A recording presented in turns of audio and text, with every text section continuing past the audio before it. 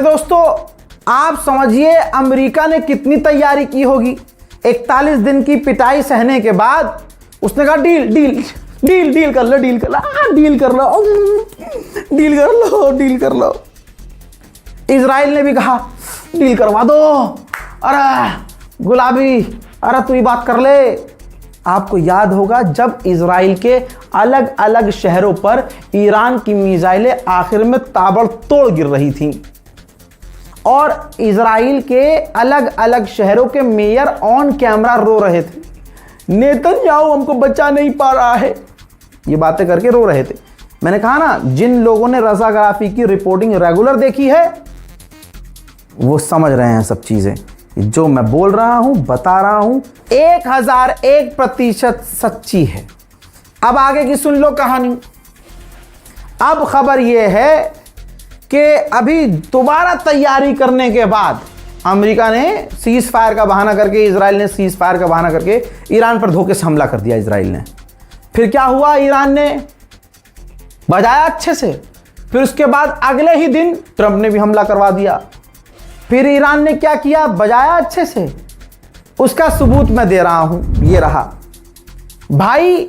Satellite image है Kuwait की, ये पहली सैटेलाइट इमेज है कुवैत की, जहां कुवैत के अमेरिका के रडार लगे हुए हैं, रडार अमेरिका के, जो उसने मजबूत किए थे 41 दिन की पिटाई के बाद।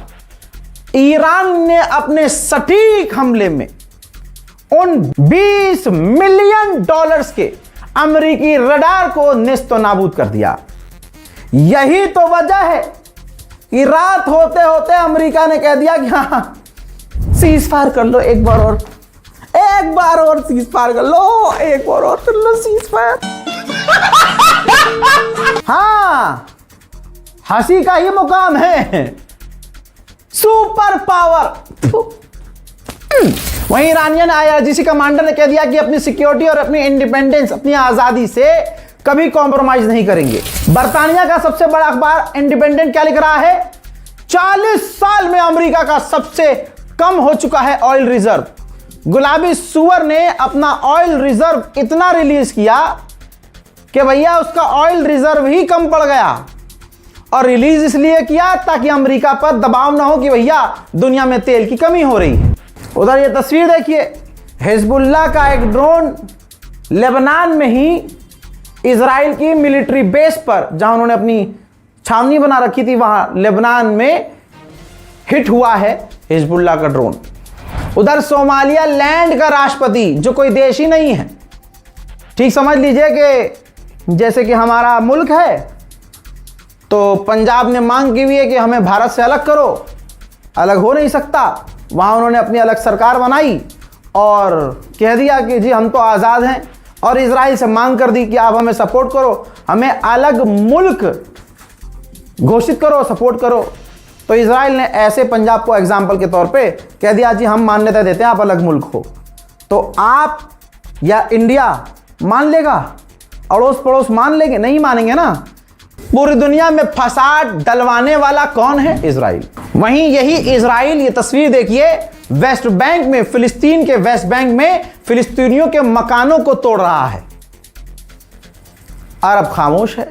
यही सब देखकर तो एक खास मुल्क है जिनके घरों को वहां की सरकार, मुसलमानों के घरों को वहां की सरकार बात बात में तोड़ रही है, क्योंकि वहां के गवर्नमेंट को अच्छे से मालूम है कि जो अरब अपने अरबों के, फिलिस्तीनियों के मकानों के तोड़े जाने पर कुछ नहीं कर रहे हैं, तो हम तो उनसे बहुत दूर हैं। हमारे देश के मूल्य तो उनके लिए कौन ही बोलेगा, मारे जाओ, मिटाए जाओ। सारी दुनिया की नजर इधर है और गाजा के बॉर्डर पर अमेरिका अपनी मिलिट्री बेस बना रहा है।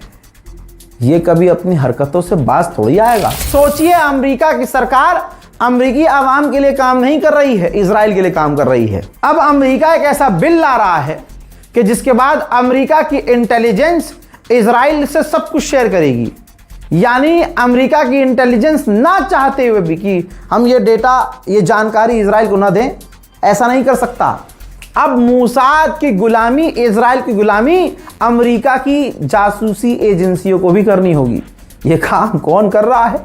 डोनाल्ड ट्रंप कर रहा है। इजरायली स्टडी में पता चला है कि आज के जो आर्टिफिशियल इंटेलिजेंस एप्लीकेशंस और वेबसाइट्स हैं वो यहूदी और इजरायलियों के खिलाफ नफरत ऑब्जर्व कर रहे हैं, क्योंकि पैसा देकर आप किसी से इजराइल की तारीफ करवा सकते हो और भारत के अंदर जो ये गुलाम क्रिएटर्स हैं इनसे तो तुम यार 50,000 रुपये देके इनको अपने सगे बाप की बुराई करवा लो। 50,000 में अपना पूरा खानदान, अपनी अम्मा बहन सबकी बुराई कर लेंगे ये। यहाँ तो क्रिएटर्स का इतना बुरा हाल है। तो ये तो एआई है भाई। तो अब एआई इजराइल के खिलाफ नफरत ऑब्जर्व कर रहा है। वहीं हॉलीवुड का जो एक बहुत बड़ा एक्टर है, आपकी स्क्रीन पर उसकी तस्वीर है। इजराइल अब हॉलीवुड के एक्ट्रेस समेत प्रोड्यूसर्स को भी खरीद रहा है। $9 लाख में अमेरिकी प्रोड्यूसर्स। अब जो आप अमेरिका और विदेशी फिल्में देखेंगे उसके अंदर ये तो सामने आ गई बात, कहानियां ऐसी। अब तो एवेंजर्स देखिए, सुपर हीरो की मूवी देखिए, उसमें कोई ना कोई एक्टर एक्ट्रेस सुपर हीरो जो होगी वो यहूदी होगी। इजरायली झंडे के कलर में सुपर हीरो के कपड़े होंगे। बहुत जल्द आप इजराइल और यहूदियों को प्रमोट करने वाली फिल्में और उन फिल्मों में यहूदियों को प्रमोट करने वाले, अच्छा दिखाने वाले एंगल्स देखने वाले हैं।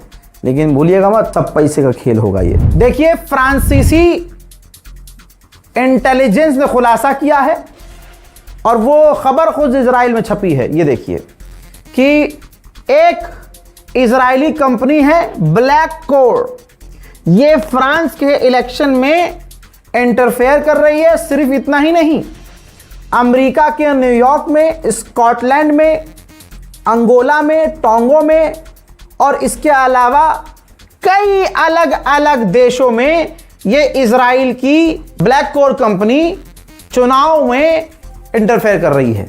यानी इजराइल पीछे से सारी दुनिया में अपने समर्थन वाली सरकारें चाहता है। और सबसे पहले घुटने मोदी ने टेके, जाकर भगवान और बाप बताया आया। हाँ, फादरलैंड बोलाया भाई, जाकर नाच के आ जाता है। रिपोर्ट यह भी है कि भारत का प्रधानमंत्री अमेरिका के कहने पर जाके नेतन्याहू के आगे नाच लिया। ये तमाम बातें मैं नहीं, रिपोर्ट्स में है भाई। और ये पहला देश का प्रधानमंत्री है जिसने इजराइल के आगे बिना लड़ाई के घुटने टेक दिए। फादरलैंड। अब बताओ, अब इजराइल और अमेरिका, इजराइल फादरलैंड, अमेरिका इनका दादरलैंड, भारत मदरलैंड और ये सुअर के लैंड। देशभक्ति कहां गई, गधे की। तो जब आरएसएस की मानसिकता वाले को तुम प्रधानमंत्री बनाओगे तो वफा की उम्मीद, राष्ट्रभक्ति की उम्मीद करोगे। अबे भाई, अब सरकार उनकी है, अब गद्दारी ही देशभक्ति कहलाएगी। हजरात मोहतरम, Iran special report, middle east special report में फिलहाल के लिए इतना ही। अपनी राय कमेंट सेक्शन में जरूर लिखिएगा। चैनल को सब्सक्राइब कीजिए। जय हिंद।